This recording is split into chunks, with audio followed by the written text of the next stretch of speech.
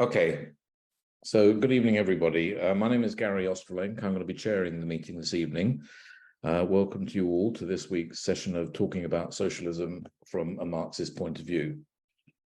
This evening, we're going to be looking at the war in Ukraine and in particular, a GMB motion that's been submitted to the TUC Congress around Ukraine. Now, just to let you know to start with, so originally we were going to have Will McMahon introducing on the war. Will has had COVID the last week and is in the process of recovery, but has definitely not been up to preparing and delivering an introduction to the meeting. But Will has bravely joined us, and I'm sure he'll have some contributions to make. But we decided to carry on with the theme, but to change the speaker. And Nick Wrack is going to introduce a specific paper on the GMB motion in particular this evening, which I think is very interesting.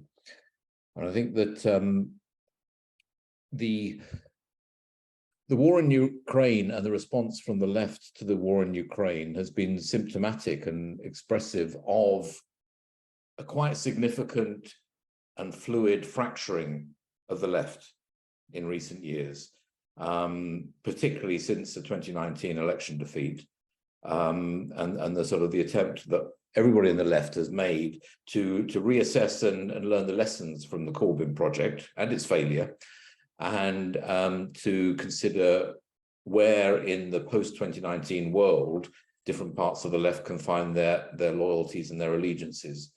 And we have definitely seen a big split, as we know, across the left between those who support the military aid for the war in Ukraine, or aid to Ukraine, and those who take a position of wanting to call for peace and to neither support Russia nor NATO in what they see as being an imperialist a battleground between two imperialist powers. So it's a very interesting subject, just in terms of its reflection of what's happening across the left and the Labour movement. It's also, of course, a very interesting subject in terms of the historic relationship of the Labour movement in the UK to imperialism and to imperialist wars. And it has always been a subject that has fractured and divided the Labour movement in this country. There's a particular relationship of the Labour movement to imperialism in this country that I think has been behind that. But it goes right back to the attitude towards Ireland in the 19th century. It most obviously goes back to the First World War and the split in the international and support of most social democratic parties for the imperialist war against Germany. So I thought it might be useful to bring up in front of you, and I'm going to try doing, you have to bear with me because I'm new to sharing my screen. I want to share my screen. Here we go.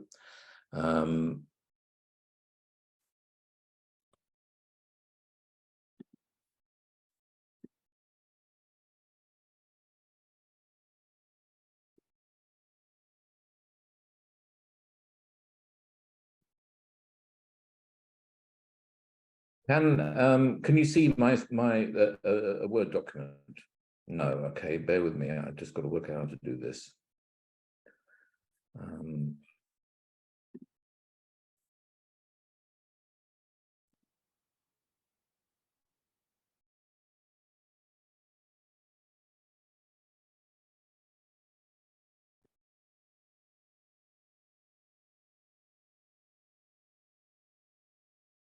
I'm going to try again. My apologies.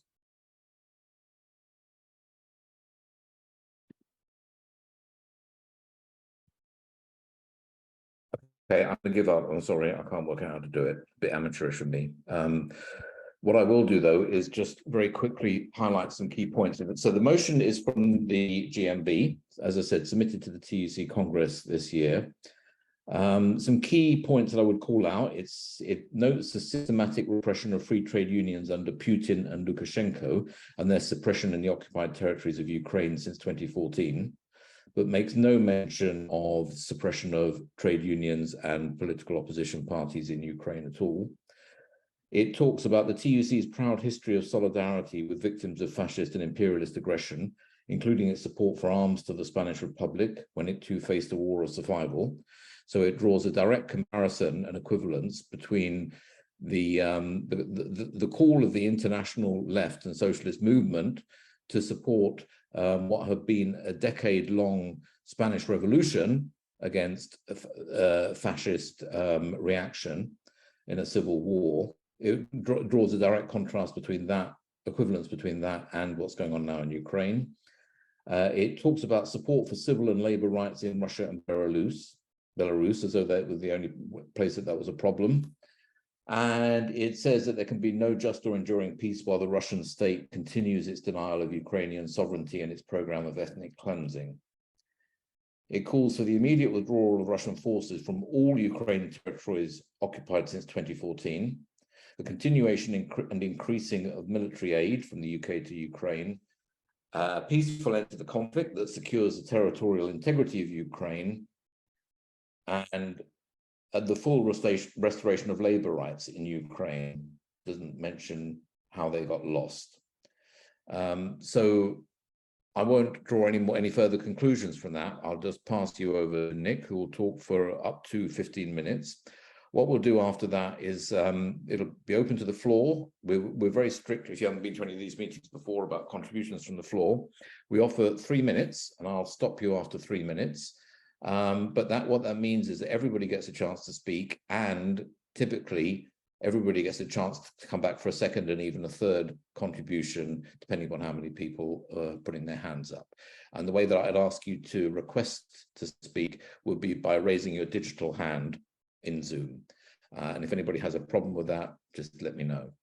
And I would ask you all to stay on mute unless you're actually speaking, because it helps for clarity in hearing what the speaker is saying. So now over to Nick.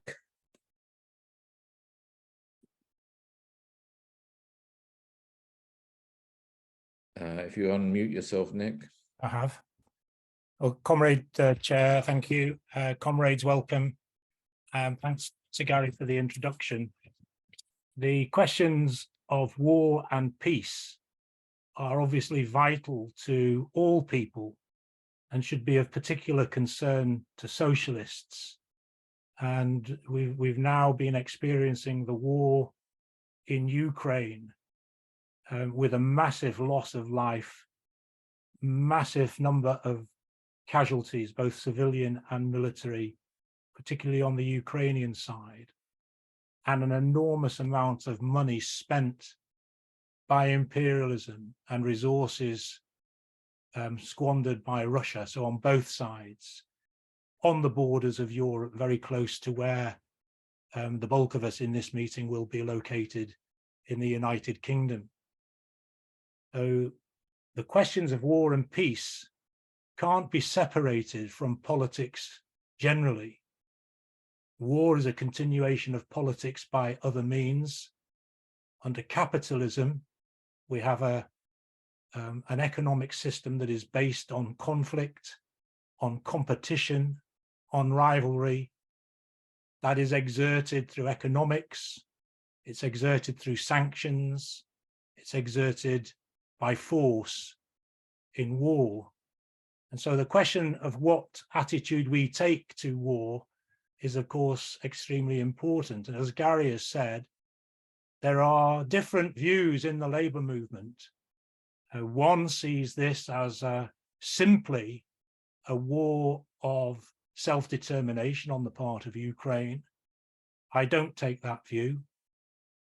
The view that I take is, I submit a view that is informed by Marxism, and that is to take account of all the factors in the situation, not just looking at the narrow, microscopic, but broadening out the camera to look at everything and to see what's going on in the small location in the context of the global situation.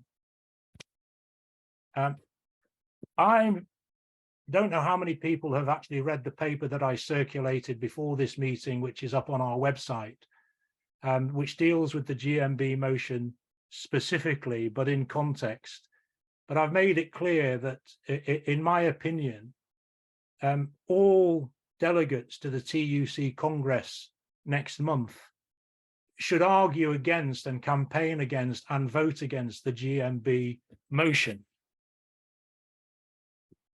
Before I go on to explain why, it is important, I think, to say something about the position that I and others like me take on the question of the Russian invasion, because the normal response to my position, which is shared by others, is you're just an apologist for Putin. You want Putin or Russia to dominate Ukraine. There's a comment gone up on the website today, which is typical. Your opposition to the NATO funding of weapons and NATO support for Ukraine essentially is calling for Ukraine to become a colony of Russia, and other arguments in similar vein. I don't accept that at all. I and others in talking about socialism opposed the Russian invasion of Ukraine when it took place. I call it a reactionary invasion.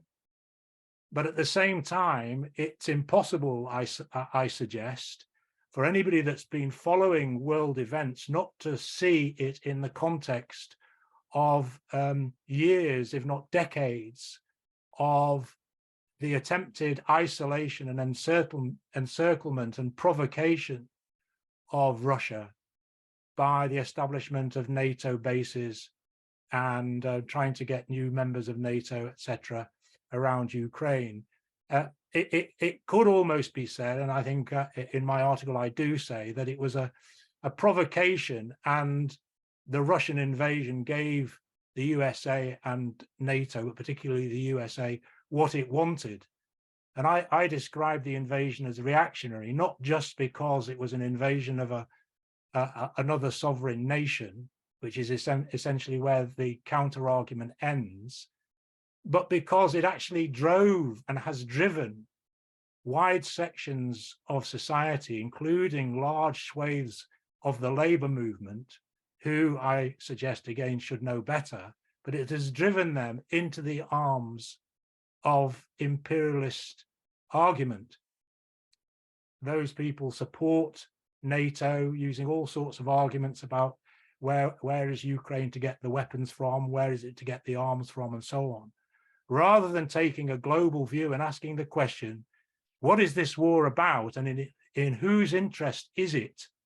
And therefore beginning to be able to answer the question, what independent position should the working class take?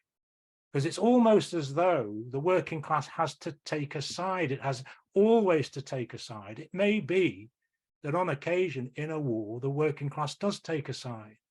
But in this context, again, I suggest that the working class, the socialist movement, should take neither side. We should see this in the context of a growing and deepening and worsening rivalry between, on the one hand, the strongest imperialist power in the world, and that is the USA, and on the other is the growing strength economically and militarily and with global influence of China, vying for top position with the USA and portending further conflict to come in the future. And America, through its allies in NATO and its own financing, its own diplomatic efforts and military efforts, is trying, through the defeat of Russia and the destruction of Russia and the cutting up of Russia, to weaken China by breaking up a key ally, of China, by breaking up a key ally of China through the defeat of Russia, or through the process of conducting this war as a proxy war in Ukraine, of bringing about an internal coup which would overthrow Putin and perhaps bring to power a more emollient or servile to the interests of Western imperialism regime in Russia. So that's the context in which I see this war. And looking at it from that perspective, I argue very strongly that the working class should take neither side. We have no preferred victor in this. Our position is what affects the working class. How does the working class come out more strongly? How do we develop the ideas of international solidarity and try to explain how imperialism on both sides, whether one's stronger than the other, again, I submit they're both in forms of imperialism, how does imperialism use working class people, working class soldiers to fight its battles? So again, so we're not defenders of Putin, we're not defenders of Russia. Russia is an imperialist capitalist power. Might be an argument about whether it's imperialism that comes up in this discussion, but even if we weren't to ascribe it as imperialist, it's a very strong capitalist power to which no support should be given. We support workers and Democrats inside Russia who are challenging Putin and who want to see a change to democracy and socialism in Russia. So that's putting things in their context and trying to make it clear that by taking the position of opposing this motion, we are not apologists for Putin or for Russia. So the next question is, Gary's gone through the context or the content of the motion, and I hope people have had an opportunity to see it before the meeting. If not, perhaps we'll try to share it on screen later if people have got specific questions. But first of all, just a bit of background. It's important that we understand that in 2022 at the TUC Congress, the GMB put forward a resolution that was essentially laying the basis for the one that's been submitted to the 2023 Congress. And in that motion, it complained about, nothing incorrect in this, but the manufacturing decline of British industry and the erosion of jobs and so on. But in calling for investment into industry, it put the following call for immediate increases in defence spending in the UK. So as part of its answer to the decline of manufacturing, the GMB was arguing for increased defence spending, which again, in my opinion, no socialist, no labour movement activist and no trade unionist should be calling for. We should be supporting arguments to transition from the production of arms and weapons of destruction to items that are more socially useful, for example, in combating climate change through technology, science, equipment that could utilize non-fossil fuels and so on. That's an argument that we need to have. But the GMB, and I suggest that it's from a completely cynical and narrow trade union view, because it organizes a large number of workers in the arms industry, and it's competing for members against Unite.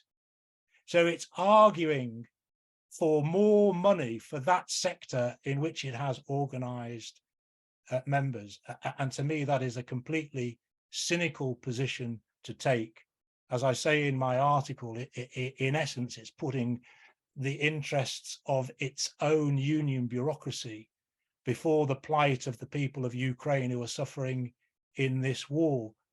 For socialists and in the labour movement, we have to argue that the trade unions are part of the labour movement, have to have a world view, not just narrow trade union ideas. So that call in 2022, that motion was narrowly passed by 2,556,000 to 2,469,000, a very narrow majority, just 87,000. But it's interesting that Unite the union, of which I'm a member and which is seen as being a left-wing union, also voted for that motion. Again, I suggest it's a reflection of not willing to concede the arguments that the GMB is a better organizer in the arms industry. Gary, you're going to give me a... I'm just going to give you 5 minutes. 5 minutes. So that's the background. I don't have anything like as much time as I need to make all these points, but the motion that is being put forward now by the GMB, it's under the title of Solidarity with Ukraine, which may be the heading that the TUC itself has given to it rather than the GMB, I don't know. But the motion sees things through that narrow trade union pair of glasses, and it sees, I suggest again for cynical self-interest, one side in this war in Ukraine. It's, as I say, a commonly shared view, and it's one that we have to fight against, even if we're in a minority in the labor movement.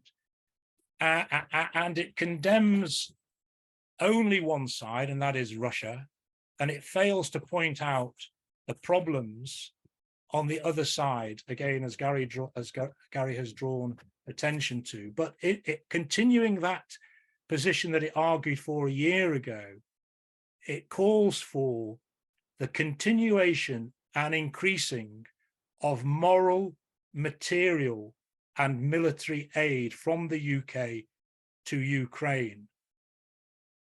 And again, you see that it's in the interest of the GMB, as it sees it, for more spending on the arms industry, from which GMB members will benefit. They'll have work, it'll be guaranteed, it'll be prolonged, and so on, rather than seeing that the more weapons are fed into Ukraine, the more resources are given to Zelensky and the Ukrainian army, the longer this conflict will take place. The more death there will be, the more destruction there will be, and the more devastation there will be. Now, both sides are to blame, and both sides must be opposed. It's the people of Ukraine who are paying the price for this imperialist conflict. The idea that the USA or NATO or Rishi Sunak is participating in this war, is giving money because they are defenders of democracy, is preposterous. You only need to look at the history of the USA from the Chile coup 73 to its relationships now with Saudi Arabia. Rishi Sunak is soon to receive the Crown Prince of Saudi Arabia, the man who was responsible for the brutal butchery of the Washington Post journalist Jamal Khashoggi. So when it comes to it, imperialism is prepared to back any dictatorship that is on their side. And in respect of Saudi Arabia, now there's a tug of war taking place between the United States and China as to who's going to have the best relations with Saudi Arabia, which side of the line is Saudi Arabia going to fall. So this war in Ukraine falls again in the context of that wider struggle, and we see an element of it developing in Central and West Africa with the threat by the ECOWAS, the Central and West African states under the leadership of Nigeria, threatening to invade Niger, and the possibility of war developing there with the presence or involvement of Russia and behind it, China. I've put in my article, and I don't have time to go into the size or the amounts of money, but they're there on the website if anybody chooses to look at them. The amounts of money that have been spent by America and its allies in the EU and NATO are absolutely phenomenal. So if I just, since the war, so that the war started on the 24th of February last year. So what's that, about 18 months, is it? Since the war, the USA has spent $113 billion in aid to Ukraine. And Biden is currently asking Congress for a further 24 billion. Billions more have come from the EU, which I think has spent something promising 72. The UK is the second largest individual contributor, having committed 4.6 billion. Could you draw to a conclusion, Nick, please? Well, just give me one minute. So this money, it's always the case that the imperialist powers, the capitalist powers, have money for war, which is in their interest, but they don't have money for the social ills that we face and that the working class suffers from. Instead of demanding more money for war, the GMB, the TUC, and the whole of the labour movement should be calling for money to be spent on health, housing, education, social care, and all the other things that we need. Thank you. Thank you very much, Nick. So I will be in a minute inviting speakers from the floor. Before I do that, I should mention that this is being recorded as a video, and the video will go up on our Talking About Socialism website.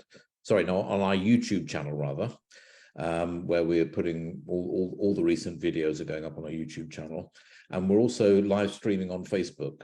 So do bear that in mind if you're thinking about speaking, if that is an issue for you. It shouldn't be, but you never know. People might have individual thoughts about that. So we encourage everybody to contribute to the discussion. This is not just a discussion for learned professors. Everybody has something to say on this issue, and I'd encourage you all to chip in and either express your thoughts or ask questions or express your concerns and doubts. So 3 minutes for each person who speaks to start with, and then we can come in for second and third helpings if we have time. Could I ask you to raise your digital hand if you'd like to speak now, please?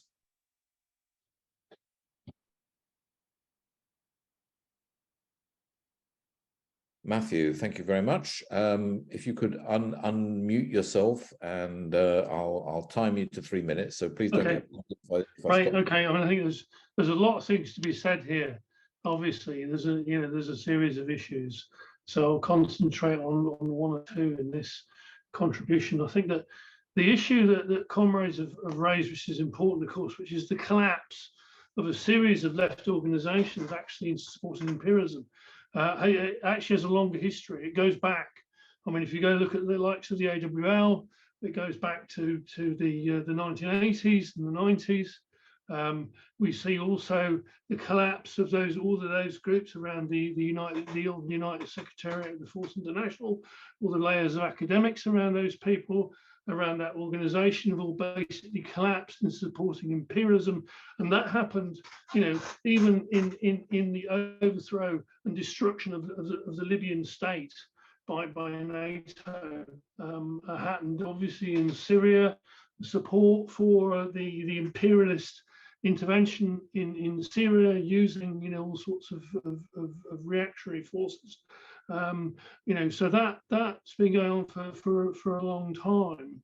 That actually, what we're seeing is this sort of creation of the thing which you could call the imperial left, in which you have people who have a left phraseology, and you can see even influences in the GMB resolution, have a left phraseology, but are in fact supporting the imperialist powers and have actually sort of clearly see imperialism as being have some kind of progressive role in the world, because this nature that obviously for one reason or another, that in fact imperialism versus whatever the Iraqi, the Saddam, or versus the Libyan regime, Gaddafi, or versus Assad has some kind of progressive role, which causes a load of junk, but it does show you this collapse.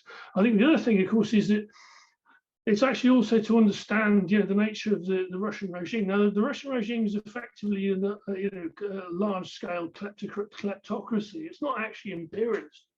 in my view. If we take a definition of imperialism as being that by Lenin, it doesn't actually perform that form, but it clearly is reactionary. I mean, you can see obviously the point Putin's whole piece is saying, you know, the one thing that's been obvious, and this is everybody basically has attacked Lenin, which of course would make him very happy, where he's still alive. Because clearly, you know, obviously his position, you know, in these terms is completely different to all of these forces, and obviously with a different base.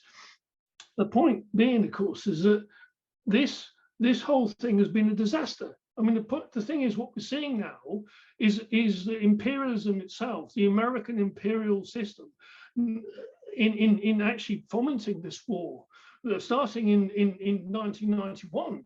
I mean, you know, the thing is, the Americans have been promoting this whole conflict since the independence of Ukraine in the early 90s. And Nuland said, Victoria Nuland, who is currently Deputy Secretary of State in the US, said in 2014, when they ran the coup in Euromaidan coup, that they'd spent at that point $5 billion to subvert the government of Ukraine. You know, this government of Ukraine is a puppet. It's actually been set up, and you could see. I mean, obviously there's actually, you can go and watch, you know, in terms of the debate between her and the US ambassador when they decided who should be Prime Minister of Ukraine. I mean, how much? Ask you to wind up, Matthew, please. So, I mean, the other problem is that it's collapsing because the current Ukrainian counteroffensive is a disaster. It's a complete disaster. The question for us is what happens next? Because clearly the Biden administration can't accept that, and therefore they will escalate even further. And that's catastrophic for us who happen to live here. You know, for workers in Europe and the rest of the world, that's a catastrophic position. Sorry, could I ask you to finish now? Yeah, thank you. That's fine. Right. So next I have Minnie, and nobody yet after Minnie. So please do think about saying something, just ask a question or whatever, and raise your hand. So over to you, Minnie.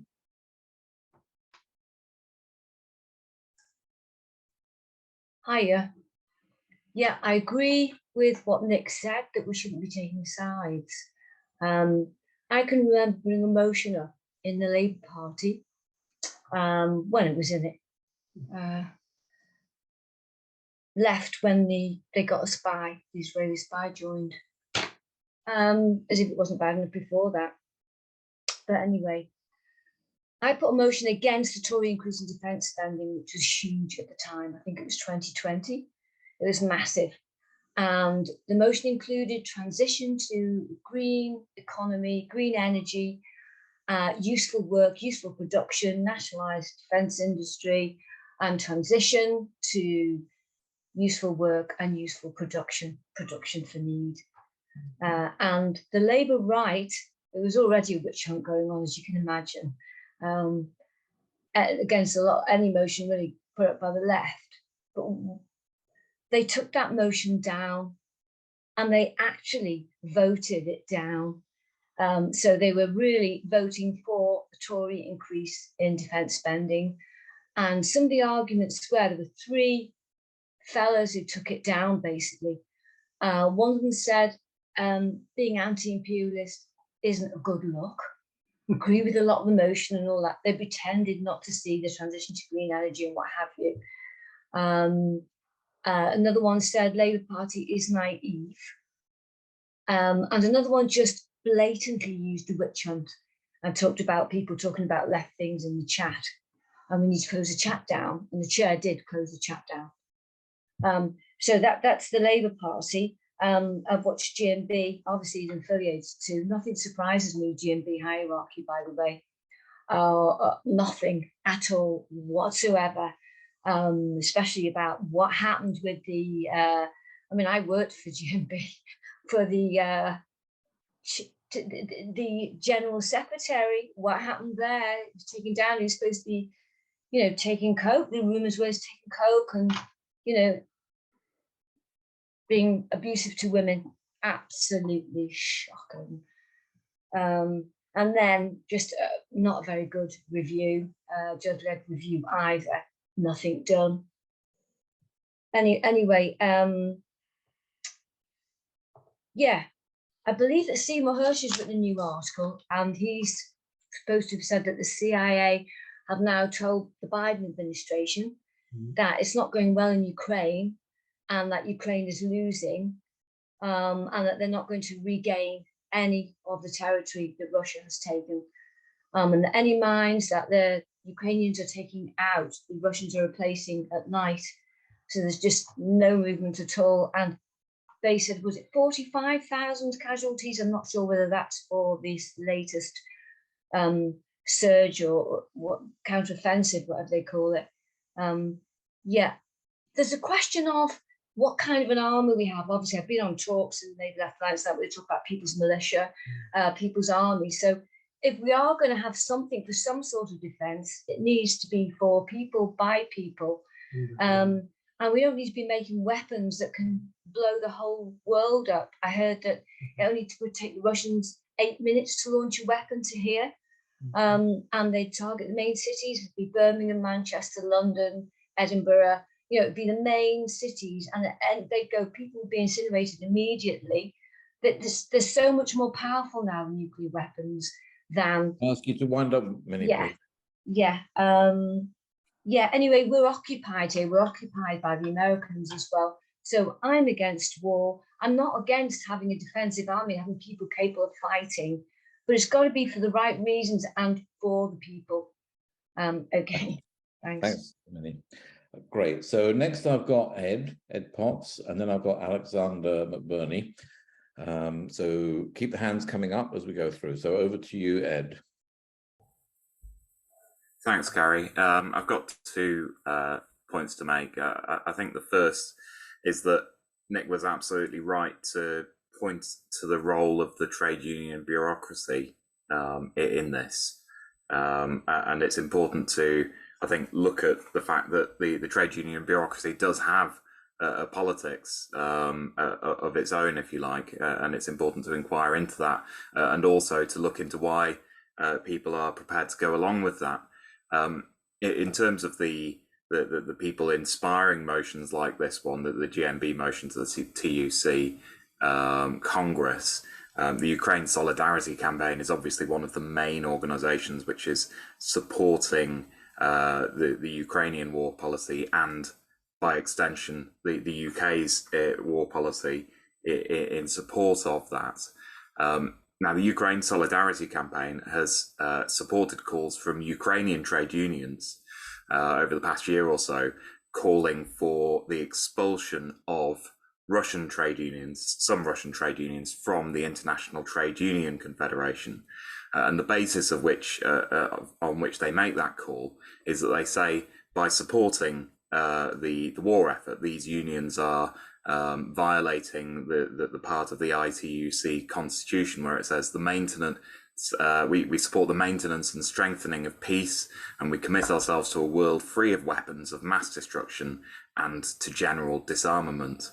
Well, if that was the criteria by which a trade union could be expelled from the global labour movement, then certainly GMB, for all the reasons that Nick has set out, due to their support, not for disarmament, but for the exact opposite, for increased military spending, but also Unite, similarly, and which of course has consistently frustrated any attempts by the Labour Party membership to oppose nuclear weapons, including under the leadership of Len McCluskey. But of course, the Ukraine Solidarity Campaign isn't calling for the expulsion of the GMB from the ITUC, quite the opposite. They're supporting this motion made by the GMB bureaucracy. So I think it's important that we highlight the hypocrisy involved here and the extent to which people are willing to go along, not with a socialist position on the war, but instead the position of the trade union bureaucracy. Secondly, and just very quickly on the references in the motion to support for the Spanish Republic during the Spanish Civil War, well, I think there are obvious differences between the situation in those two countries. Gary, I think, covered it. But also, I think it's important for us to recognise that the response and the nature of the response and where it's coming from in the labour movement, in the workers' movement, is very different. The funds that were raised by ordinary people throughout the workers' movement, throughout the labour movement and the various socialist organisations and trade unions during the Spanish Civil War for Spain were enormous. And indeed, the Trade Union Congress initially had a position of supporting non-intervention, which was the government's policy, but there were concerted efforts from below to overturn that and to support giving aid to Republican Spain. Where's the comparable response today? If there were millions of pounds being raised through the trade unions, through Labour Party branches, through socialist organisations for the Ukrainian war effort, then presumably we would have heard about it. We would have been told about it by the Ukraine Solidarity Campaign. The fact that we haven't suggests that this support for our government's war policy is coming from a very different place altogether. It's not coming from any genuine groundswell among the working class or the organised working class movement for support for this war, because the support for this war just isn't there. And I think it's important that we highlight that and we talk about the differences. There may well be cases, as the Spanish Civil War suggests, where intervention into a war and support for one side in a war is the right thing to do.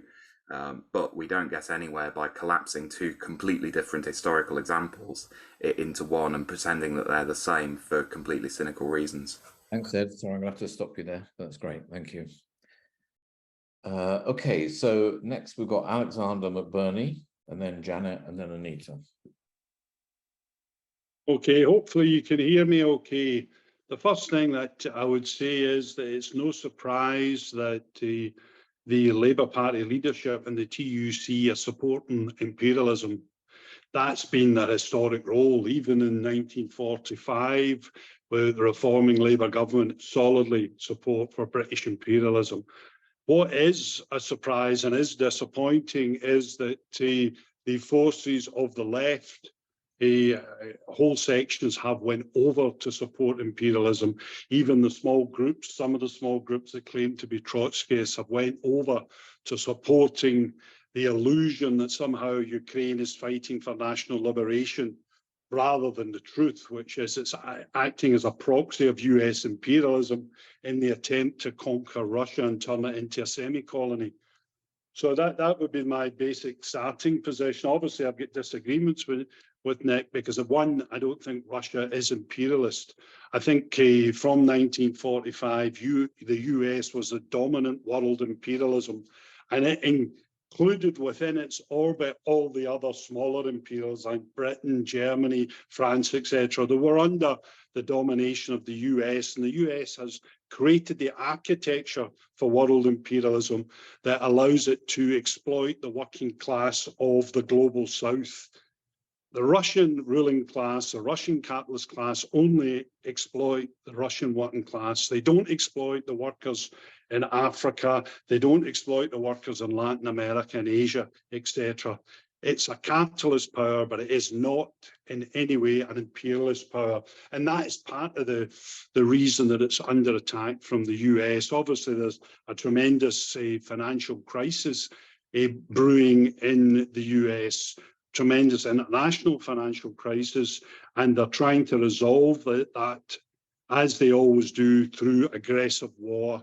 And I think if you look at the history of the Ukraine since 1991, there's no doubt that America have been trying to bring Ukraine under American domination.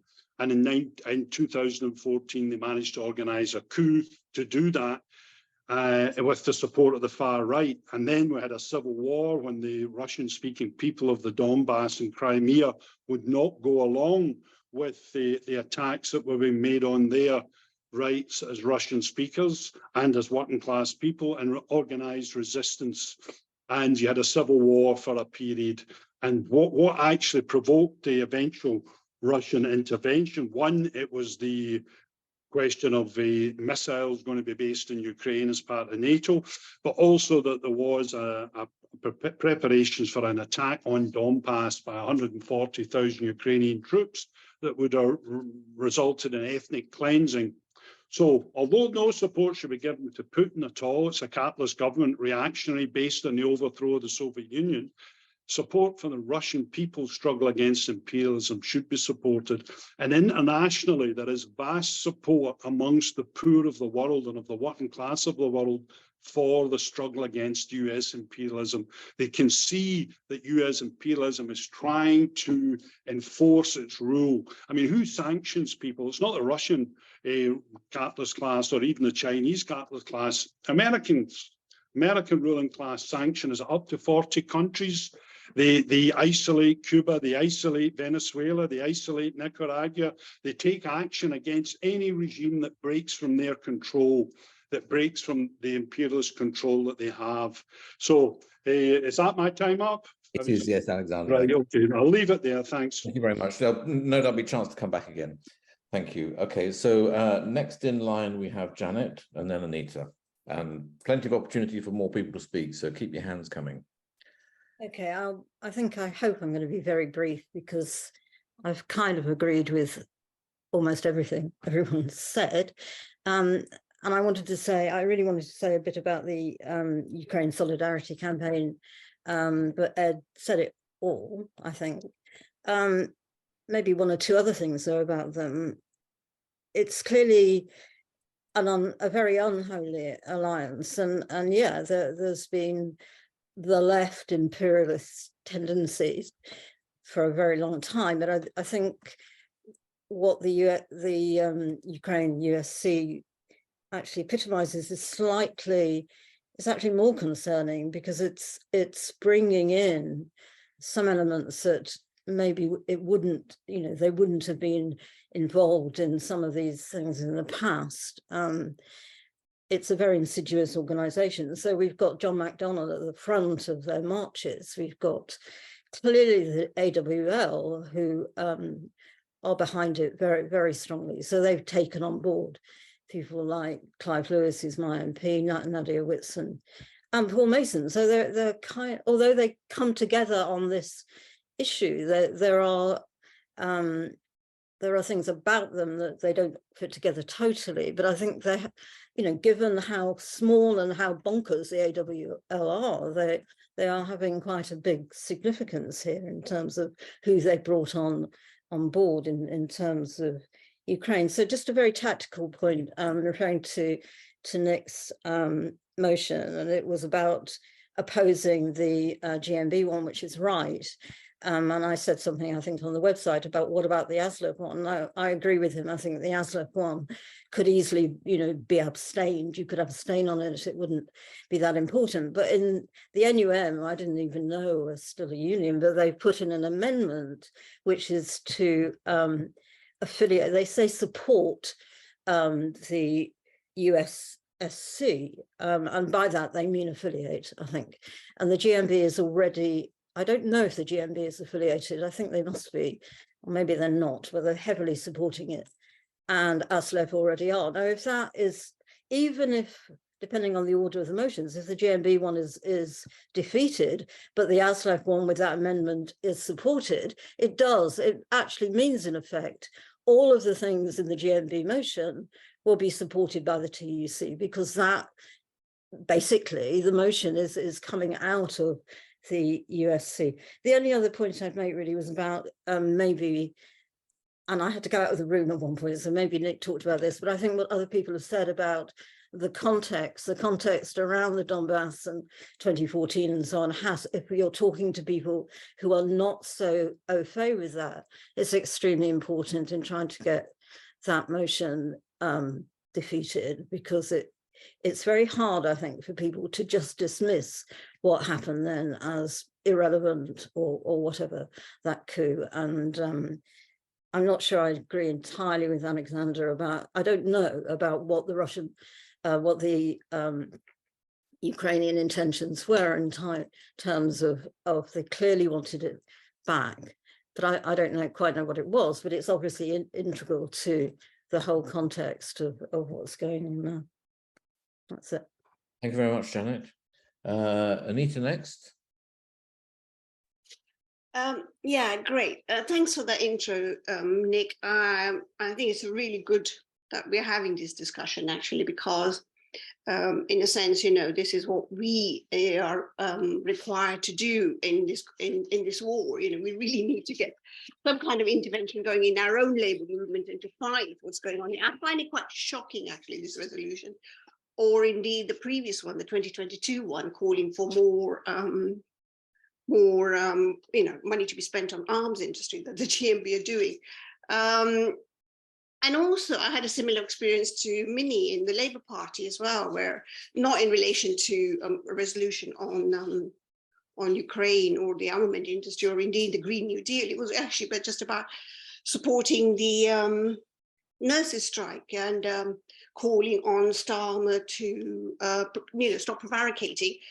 And the right wing, and it's really surprising how they voted against it. They were saying that I'm not going to take any resolution that criticizes Starmer. And we're talking about the nurses here. We're talking about a nurses' strike here. So it's actually, there's some huge sort of divisions and splits opening up here. And in a sense, I suppose this resolution reflects that. And I'm sort of thinking what it reflects is possibly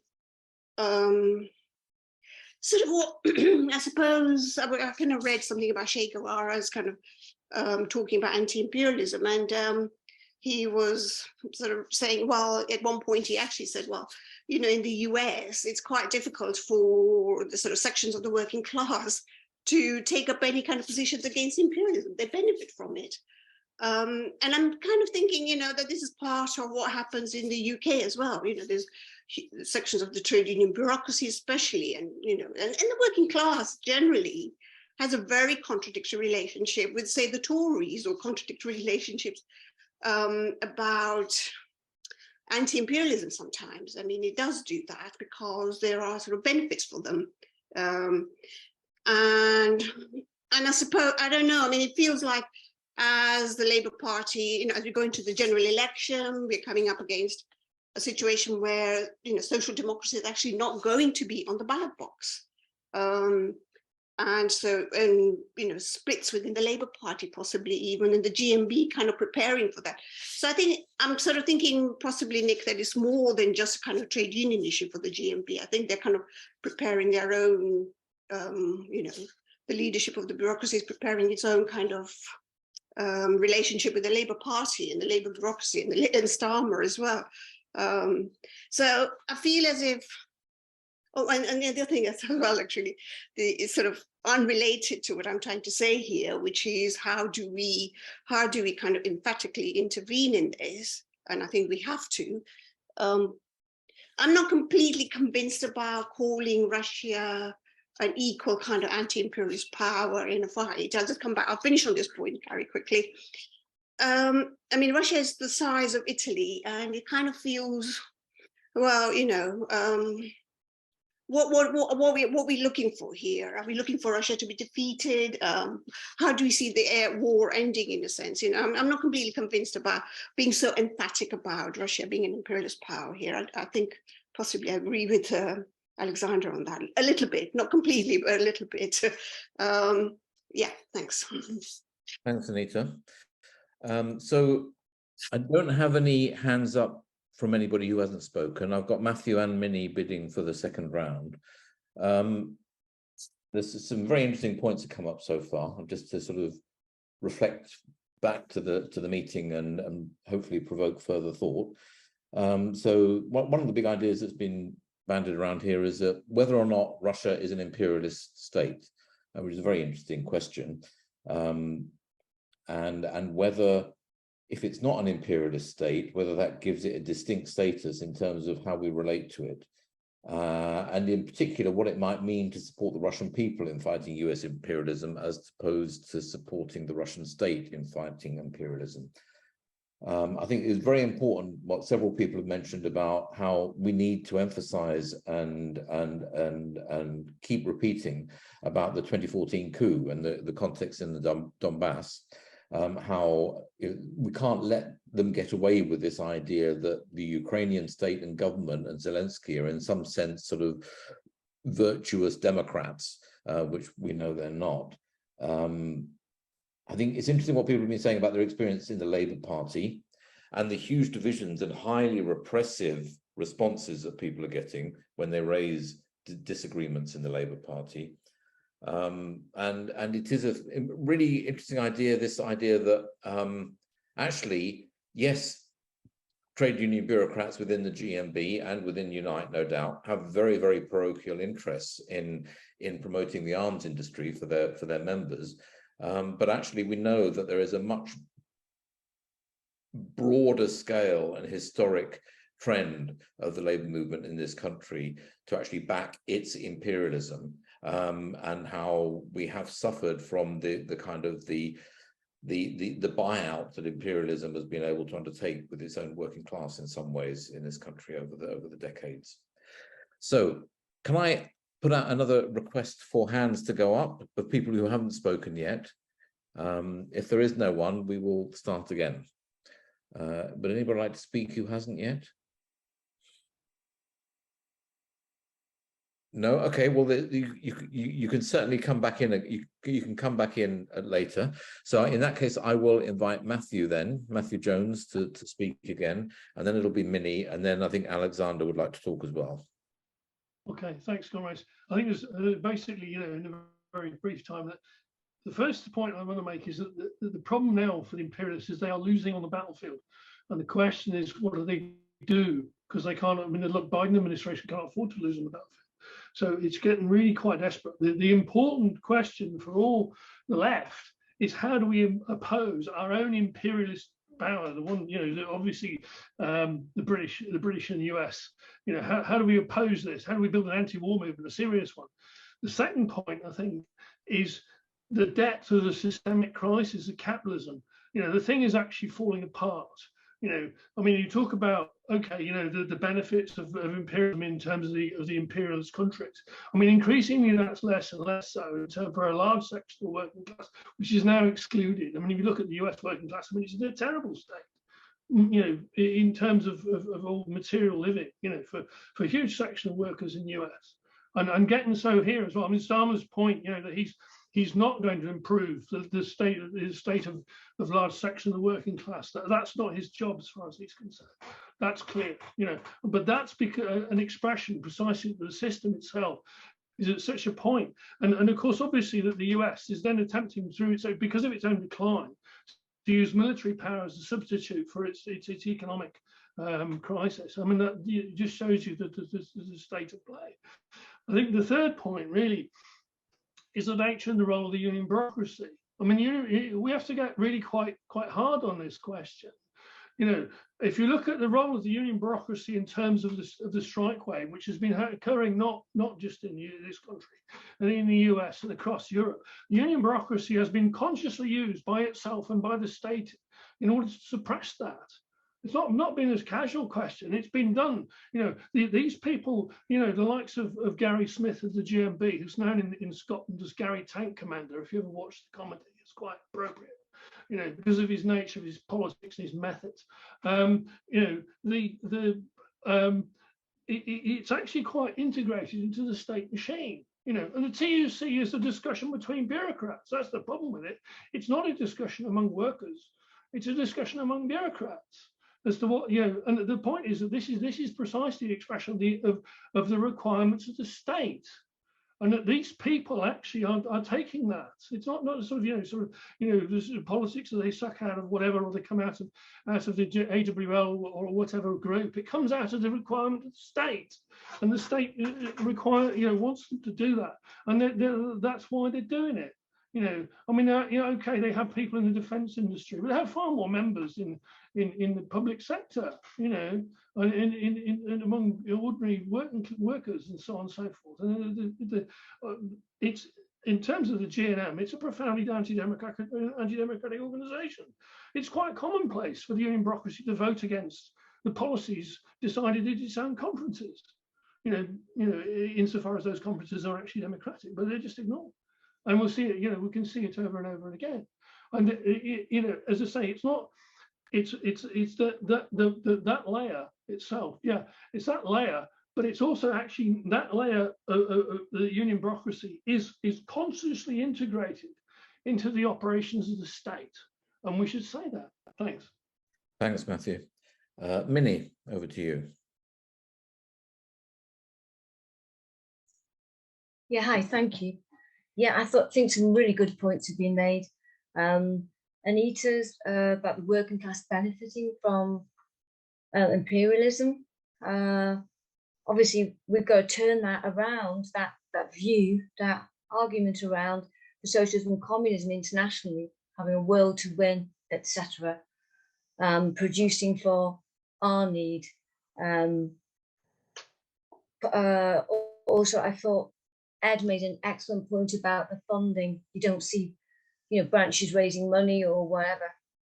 I thought that was a brilliant point. And I thought, Matthew, about our ruling class at home, yeah. What I was surprised about, I'm watching a lot of alternate media on the Ukraine war, and there's some knowledgeable people there, and the ruling class isn't all on the same page. So it's really interesting how much involvement British MI6 have had in this war, and how much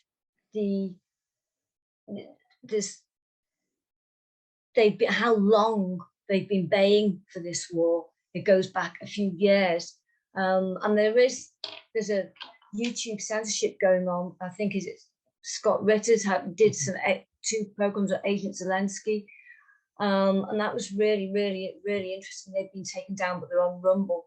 But there's also a guy, the ruling class obviously aren't.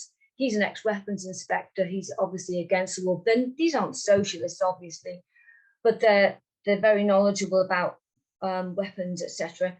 There's an ex-US Army general called Colonel McGregor. Was he naval or Army? I'm not sure. He's totally against what's going on in Ukraine and the crazy people in Washington DC, and how you can see in certain areas of America how there's a certain group of people, the ruling class, all benefiting from the money from the wars, etc. And I wanted to say about GMB, and particularly, well, in every aspect, and particularly in the construction industry, which I worked alongside and organised, that there are some fantastic people. They really know their stuff, and they're so, just so knowledgeable, and they could do so much if the wrong people always get to the top. And the stories you hear and what people have done to get the position they're in, it's sick. It really is sick. How they'll keep other people down, how they've always got to have nodding dogs, etc. Or dogs isn't a very good word, you know what I mean? That's just a cliche. Just so there's so many knowledgeable people that could be using the construction industry for transition to useful work, useful jobs. So that argument really needs to be turned around massively. And that's all I wanted to say, really. Just thanks, Millie. Wrong people getting to the top all the time. Very good. Yeah, it's certainly true. Okay, so I've got Alexander and Will putting their hands up. Now, as Will hasn't spoken yet, I'm going to bring Will in first, and then I'll come back to you, Alexander. So over to Will now, please. Hi, I'll keep it short because I might start coughing. I think the key problem we've got is that neither is the United States prepared to let Ukraine lose. It might allow it not to win, but neither is China prepared to let Russia lose. This for me is the kind of inter-imperialist content of this of what's going on. Really interesting discussion, I think, to be had, Sandy, about whether Russia is an imperialist state, and I think we should have that discussion on the website or on the Facebook page. Really worth having. So I think we're in I think they're both in a fix, actually, in terms of a route out. And I think it means it's going to be a kind of a much longer war than anybody suggested, I think. It was really interesting about a month ago to 6 weeks ago. Don't know whether people noticed that, but Blinken turned up in Beijing, followed by Yellen turning up in Beijing. And then about 3 or 4 weeks ago, of all people, Henry Kissinger turned up in Beijing. in really short order, right? Now, I don't think any of this is an accident of diaries. I think they're trying to sort something out with the Chinese leadership about what's going on in Ukraine. They're obviously talking about other things, but I think they're probably trying to sort something out here because this is out of control. And I think the reason why it's not in their control is because I don't think Zelensky is capable of offering an agreement that will stop the fighting, even though he may actually like to, because of the people standing behind him. And the war in Ukraine has radicalized the right in Ukraine, radicalized the army.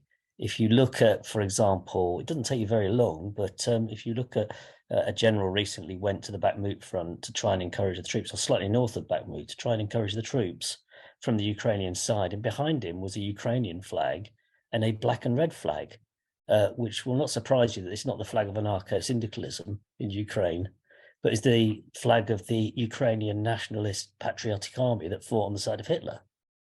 Yeah, there are some very radical people now who are really dangerous people standing behind Zelensky's back. So this is a bit of a problem for everybody, actually.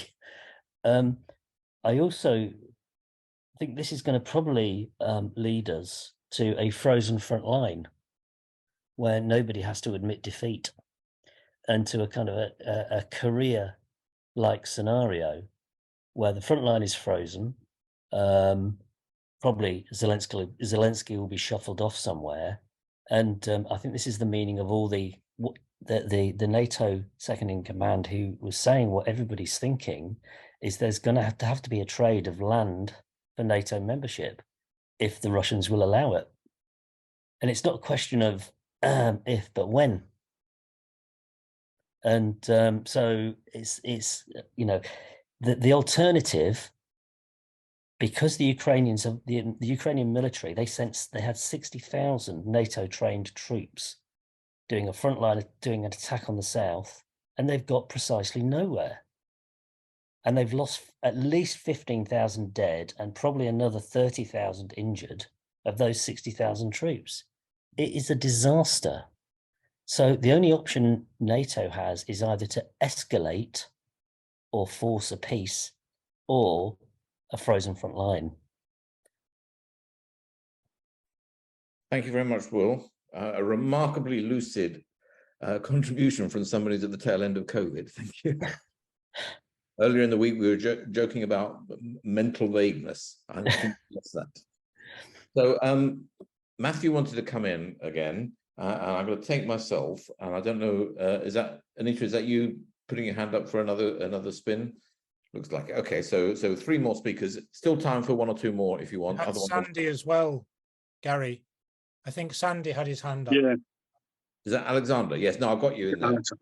Yeah, sorry, Sorry. I'm known as Sandy. For some reason, it's come up as Alexander, which is my sort of more polite name, but I'm known as Sandy. So the point I would want to make is that the Ukrainian war is really the first act of World War III. Unfortunately, that's what the ball game we're in. China's the next target. They're already arranging for that. Imperialism is on the warpath. American imperialism wants to control the countries that are out with its control: Iran, China, Russia, right? That's the target. What we really need is an anti-war movement. That is an international anti-war movement that argues against the wars, argues against the money that's been poured into it. And obviously, people, what solution? Well, I would like to see as a socialist, I would like to see a new 1917. I'd like to see a new Soviet Union under the democratic control of the working class, where the Ukrainian workers and the Russian workers are united and there's no national antagonism. And I think that has to be the socialist position. That's what we fight for the working class to take power. But the only way the working class will take power is through the defeat of imperialism. And while imperialism is strong, it means if the working class takes power anywhere, they're isolated, they're sanctioned, and they're impoverished. The defeat of US imperialism would be a step forward for the working class of the world. It would actually weaken the Putins of this world.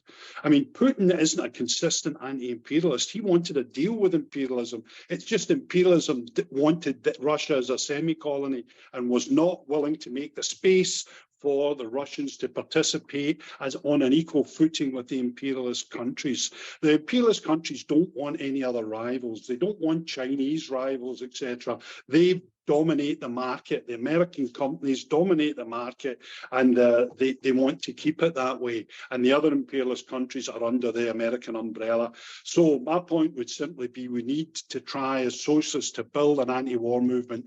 The No to NATO one was built by Galloway is hopeless. He's flirting with a far right, with far right politics. We need a socialist campaign against the war to unite all the people that can see that this is disastrous for humanity and we need to oppose it. Is that my time up? I think it probably is, so I'll leave it there. Thank you very much, Sandy. I'll try to remember that you're Sandy now. That's great. So I think that's a really key point there about the need for a campaign, a movement. Anita, over to you for 3 minutes. Great, thanks. There's 2 points I wanted to raise. Yeah, the question of the anti-war movement. Stop the War, I think, has sort of lost the plot completely, and I don't know where they're going with this. And I feel as if sort of we're looking at Stop the War and why they haven't managed to intervene adequately on this issue. It's something to do with everybody kind of looking to the Corbyn project or looking to the post kind of Corbynites and being very softly around keeping Corbyn and his kind of base on board, which actually in a sense is tied to, you know, what happens at the next election, you know, what's Transform doing, what's kind of independent parties doing. And I feel as if it's all kind of jumbled up in there somehow. And I think we need to be quite emphatic and clear and break from that actually. And that's kind of tied in with having an anti-war movement that can respond to the dangers that are, and big dangers that are posed here. And the second thing I would say is actually Matthew's formulation of how the sections of the bureaucracy is actually tied in with the ruling class is actually a good formulation, and in a sense, I agree with that. But those are the 2 quick points I wanted to make. Oh, sorry, finally, and hopefully we'll have another discussion about this when Will is better. But there's also the issue of what's the Republican Party doing about the war? I mean, the kind of things that they're coming out with, the leadership of the Republican parties, which are emphatically anti-war, and why is all this money being spent, is quite interesting. So it feels that the Americans are under pressure before the elections to sort something out here in case Trump gets in. But anyway, that's it. Thanks. Thanks, Anita. So I don't have anybody else with a hand up. And I would like to give Nick an opportunity to sum up in response to the discussion. Just from myself briefly, though, I think that this issue about building an anti-war movement is a real problem. As Anita said, the Stop the War campaign has completely lost its way. And I think actually we can pinpoint exactly where it's lost its way. It's lost its way because it's so keen to stay on board with the Socialist Campaign Group MPs, who are in such a pressured, compromised position to retain their status in the Parliamentary Labour Party. And I really do feel that Stop the War campaign is not speaking out and confronting the ambivalence and contradictions in across the left sufficiently, neither assertively nor aggressively and clearly enough. There is a really big question posed for the rest of us. How on earth do we build an anti-war movement? And I mean, I don't know what the answer to that is, but I don't see it coming out of anywhere at the moment. And I'm really concerned about that, because this is a, well, as people have said, this is a war that could very easily become a Third World War. This could very easily evolve into a direct military confrontation between NATO and China, and we don't have an anti-war movement. That's a huge problem for us. Okay, so I'll now pass over to Nick to sum up, please. Thank you, Gary, and thank you, comrades, for what was a tremendous discussion, really covering so many different issues, which we're really going to have to come back to and dig out on particular issues, most of which I'm not going to be able to touch more than touch on in this response. Perhaps the question of how one categorizes Russia. I don't know whether, as Sandy's point would stretch to whether it's incorrect to characterize China as an imperialist power. These are things that we should look at. But Jeff Barr posted in the chat right at the beginning of the discussion, what's my preferred outcome, and how did I think it would play out? Well, I'm not in the position of having any influence whatsoever. So my preferred option, which is actually the same as Sandy's, is not on the cards. My preferred option would be that the working class of Ukraine and Russia rose up in a revolution, overthrew their respective regimes, instituted a workers' government, expropriated the resources of society, sacked the bosses, and organized production for need, not profit. That's my preferred outcome. The problem is, of course, that the forces of socialism have thrown back socialist. The forces of socialism have been thrown way back, and the GMB bureaucracy is it's in a tradition of trade union bureaucracies, but the audacity and the confidence with which it's pressing its position is a reflection of the strength of right-wing pro-imperialist ideas within the labor movement. It is a Trojan horse inside the labor movement of the ideas of American imperialism.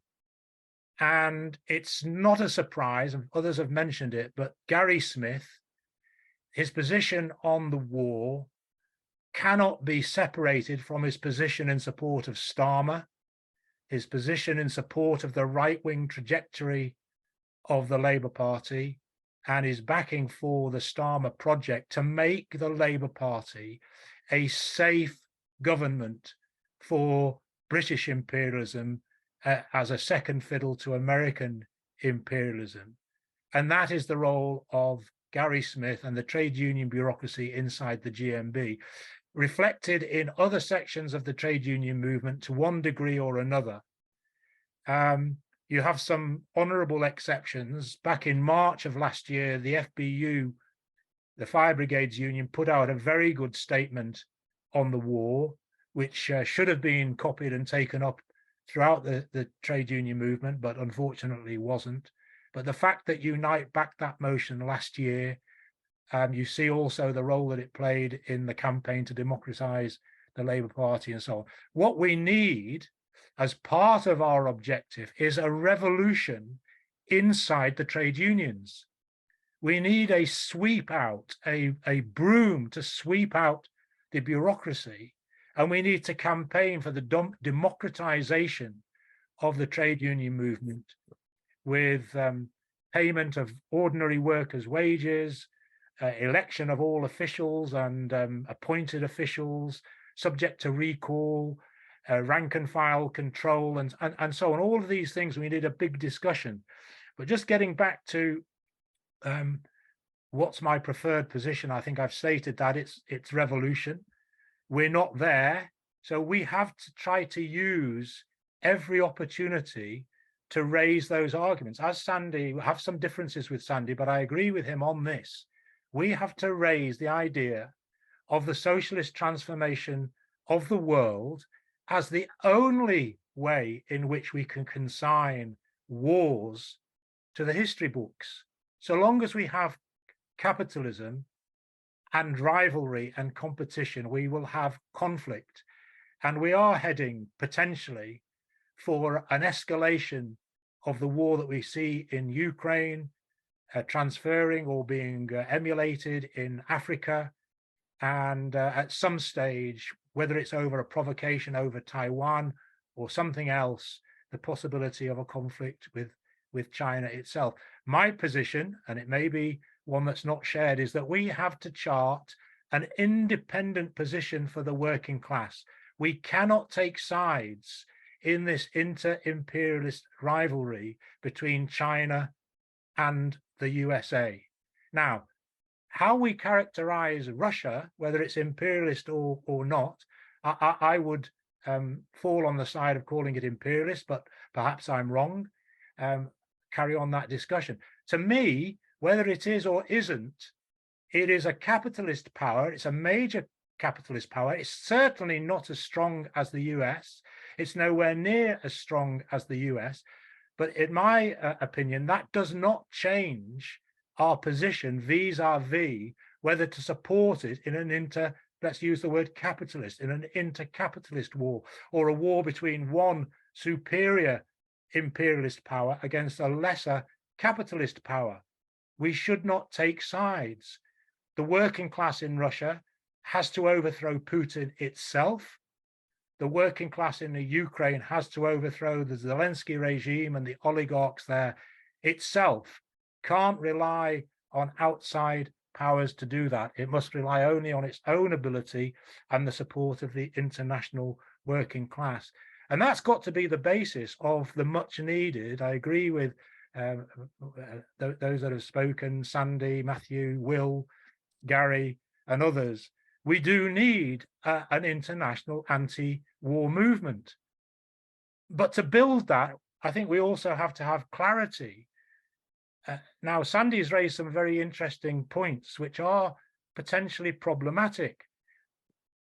Of course, we are in defense of the rights of the Russian-speaking people. We stand for defense of the Russian people, but we do not defend Russia as a state. That's my position. We have to separate out the two. There's a complicating factor here, is because it's very difficult to see exactly how the rights of people in the Donbass or the Crimea can be determined in the absence of free speech, free association, free rights of parties, and so on. So that's part of the problem.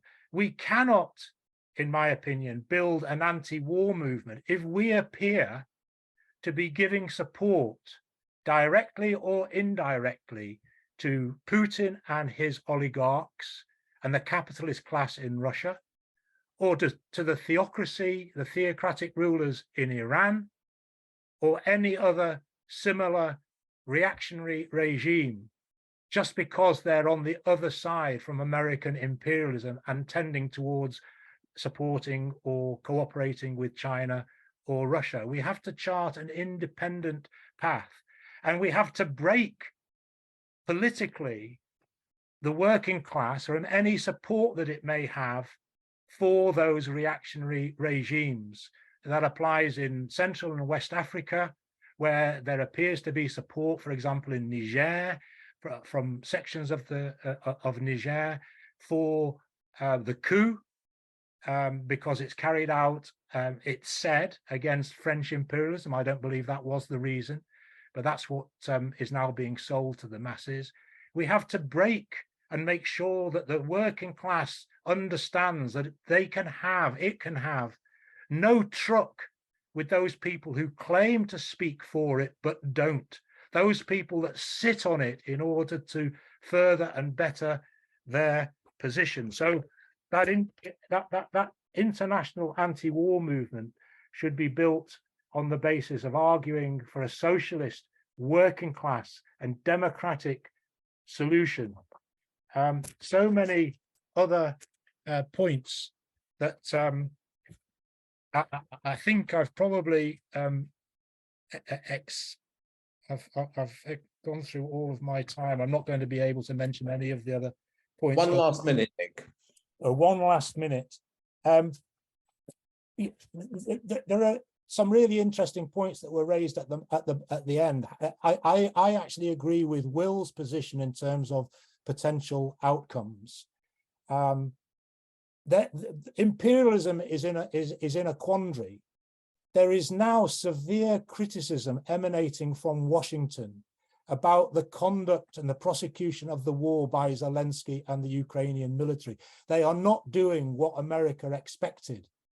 They're basically sitting and moving at a slow pace because they can't do anything else. And they're not going gung-ho on suicide missions, which is what America wants, to try to get to to break through to the Black Sea and cut off the Crimea. So whether it's a frozen border or some sort of negotiated settlement, one of those two, because the alternative, and it can't be ruled out, an escalation would be the worst of all nightmares.